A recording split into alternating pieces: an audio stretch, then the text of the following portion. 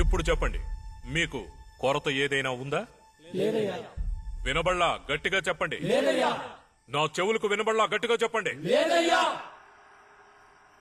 Ground ఇక్కడ నుంచి 2 కిలోమీటర్లంట. అంతేకాక పొద్దున్నే లా క్లాసు తుపాకీలు తీసుకొని పెరేడే లేకుండా రోజుకి 5 కిలోమీటర్లు పరిగెత్తించేలా ఉన్నారు. రేపు స్క్వాడ్కి ఈశ్వరమూర్తి రాకూడదని ఎవడికాడు దేవుడికి దండం పెట్టుకుంటున్నాడు. ఈశ్వరమూర్తి చండశాసనుడట. అతని స్క్వాడ్కు మాత్రం వెళ్ళనేకూడదు. ఎందుకని? పెరేడ్ లో 18 మందిని చంపాడట.